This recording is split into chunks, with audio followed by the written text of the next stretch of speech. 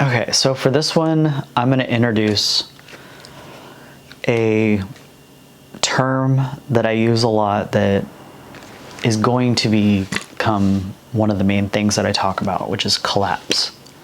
This is a weird thing to talk about because I am not rooting for things to fall apart, to be clear. I don't want things to get more difficult, to be very clear. I don't want that. But it's hard not to come to the conclusion that something along those lines are going to happen. One of the key cycles that collapse is addressing is any empire that rises. In the beginning times, things are great. You don't have a lot of people, you have a lot of resources available, it's easy, times are good. As you begin to expand, it becomes more difficult to expand, and eventually you're just not going to have those resources come to you as easily, especially if you don't manage them well. They're just not going to come as easy, and you're going to have a lot more people to deal with. So you're going to have to start to deal with, there's only so much to go around. And again, as you go on and you're in the middle times, it's not that big a deal. But as you get more and more rich kind of oligarchic level people that have, like in this day and age, let's say a few $100 billion, at some point you start to realize a few people have an awful lot and the rest of the people don't have enough. And that's when you start to go, oh no. And the people at the top see this too. So instead of addressing the wealth inequality, and instead of the country or empire saying, okay, well, maybe we need to reorganize our taxes in such a way that it balances the tables. No, people start to suffer. And instead of balancing that out, it gets worse, because the more money and influence one person has or a handful of people have, it only gets worse because they have the influence and the money to get more money and influence. So what you end up with is a very small minority of the population controlling a huge chunk of the money, having all of the power.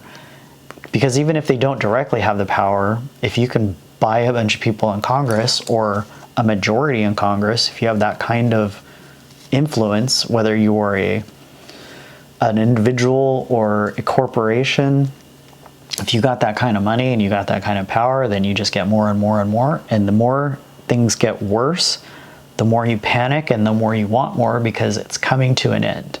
You need to build your bunker, you need to buy your islands, you need to train your former SEAL team that's going to do your security after things fall apart, or whatever nonsense version of the future that these people believe. But they believe it's coming to an end. Like, why would all these people be building bunkers? Why would they be hoarding everything that they can? Why would they be so concerned with getting more if they didn't think that this ride was coming to an end? And there are off-ramps, like there are ways that they can delay it. One of the ways right now, you can buy basically anything you want, have it delivered in a day to where you live. You can order food from wherever you want and, like, again, have it delivered directly to where you are. At some point, they're going to start just flying drones directly to where you live. You can call for a car if you want to ride somewhere. You probably can't buy a house, like most people. Most people can't afford houses anymore. Most people aren't buying new cars. Like, it's not to say that, obviously there are a lot of people that still do, but you're going to get to a point to where, well, maybe you don't own anything, but you can get everything you want. So, why would you need a retirement if you can just, skate by in life if it's cheap enough? And these are rich people saying this. They're like, you're not going to own anything, but everything's going to be fine. And these are the people that own everything saying this with a straight face. It's insane. And as they understand that things are wrapping up, you can delay it for a while. And they will. They'll push this back as long as they humanly possibly can, because all the people that are afraid most are the people at the top. Like, you know who will be relatively okay when things go sideways are people that own a farm. There's less and less of those people. But if you own a farm, you know at least you're going to be able to eat because you know how to grow food and you probably know how to store food. But unfortunately, one of the things that goes along with a society that's building up is the complexity that goes along with it. You can think of complexity as like how many steps it takes for your food that you eat to get from the place where it's grown to you. And if you think about like just your average carrot grown in, or lettuce grown in probably California, the fact that it has to go through multiple rounds of machinery to get planted, fertilized, watered,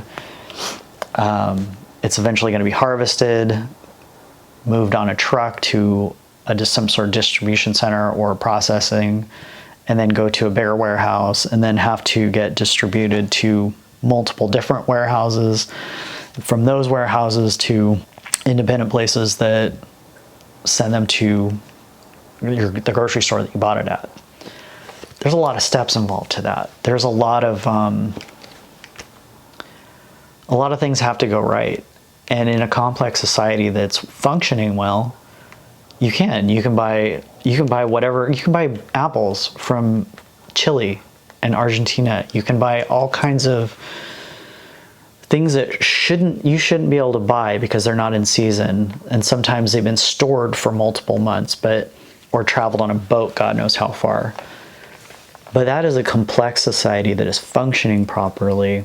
And what you're seeing now is just the frayed edges, things like the pandemic, like everything disappeared.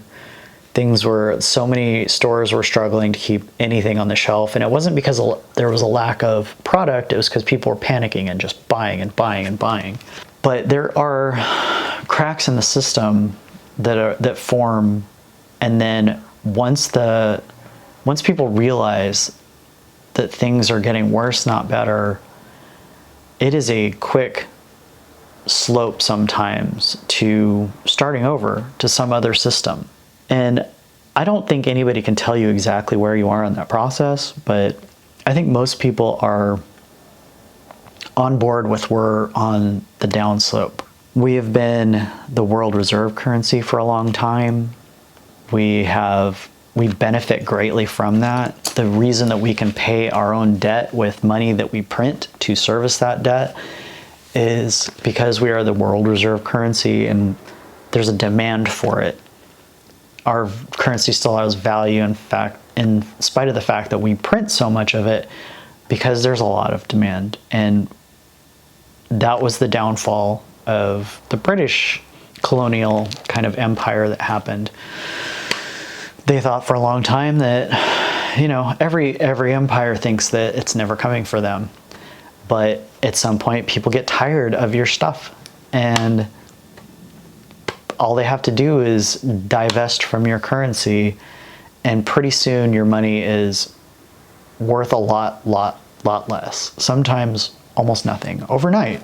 And it's not to say our money would be completely worthless. Very often, like within your own borders, things can still remain okay as long as you have a lot of the resources you need to be a self-sufficient society after your empire kind of collapses. But there's going to be a lot of chaos in the meantime. And I think the more I've read about this, the more it feels to be true. Like, it definitely, things are not as good now as it was in the last generation. A lot of people I know my age can't buy a house.